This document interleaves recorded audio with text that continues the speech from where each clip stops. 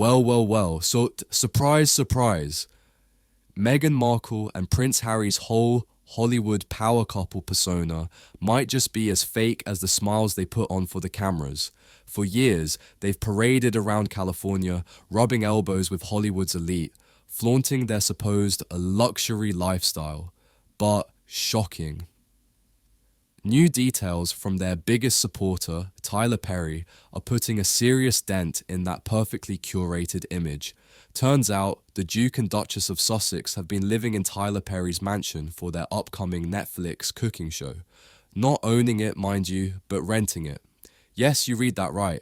Renting. As in, they're still pretending to be royalty while doing what any regular person does when they can't afford to buy a house. Renting a property. How quaint. This revelation is a massive blow to the "we're financially independent" narrative that Harry and Meghan have been pushing since they decided to leave the royal family in 2020. Sure, they scored some sweet multi-million-dollar deals with Netflix, Spotify, and Penguin Random House. But if they can't even afford to buy a home for their Netflix production, it seriously makes you wonder just how substantial their earnings really are. It's almost like their entire financial situation is a house of cards just waiting to collapse. Let's break it down. Tyler Perry, who's been one of their most vocal supporters, reportedly rented out his mansion to the couple for their oh-so-important Netflix show. And this wasn't some grand gesture of generosity. No. Perry made it clear that it was under rental terms, not a gift. So much for the fairy tale. The whole thing reeks of desperation, and if even their friends are starting to doubt their financial standing, maybe it's time for the rest of us to take a closer look. Meghan Markle has always been obsessed with fitting into Hollywood's elite circle. From the very moment she entered the royal family, she was more interested in red carpets and celebrity endorsements than, actually doing her royal duties. And now, she's back at it again with yet another Netflix cooking show, because clearly, what the world really needs right now is Meghan Markle teaching us how to make sandwiches. The truth is, this show is nothing more than a desperate attempt to cling to whatever relevance she can scrape together in an industry that has repeatedly rejected her. Her last few attempts at staying relevant, total flops.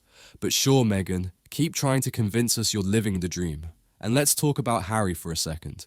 The man who once had the world at his feet, championing military service, mental health, and all those noble causes, is now reduced to Meghan's sidekick on a Netflix cooking show.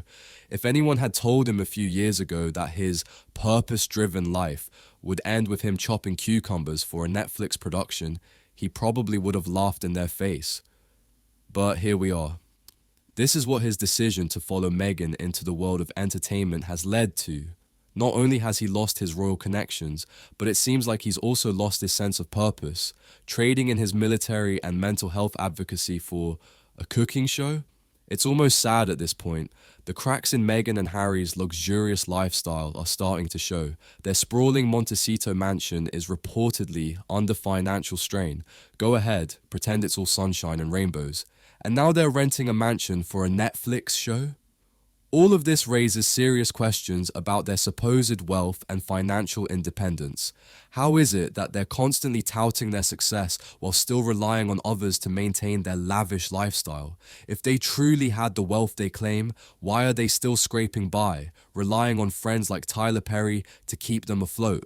Tyler Perry's revelation is just the latest crack in the fairy tale Meghan and Harry have tried so hard to maintain. They've built a house of cards, and it's only a matter of time before it all comes crashing down. And as their carefully constructed image crumbles, it begs the question, how long can they keep up the charade before the truth is undeniable?